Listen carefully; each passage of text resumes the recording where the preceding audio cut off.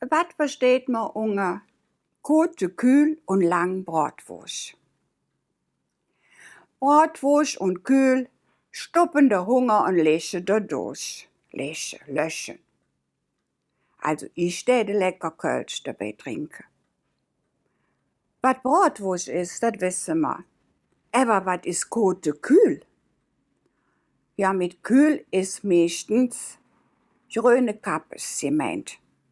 Und kote Kühl ist grüne Kappes durch den Müll gedreht oder klein gehackt. Et geht aber auch Sprutekühl. Und was sind jetzt Sprute oder Sprütscher?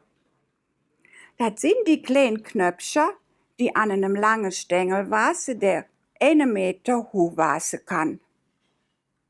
In Huditsch sagt man dazu Rosenkohl.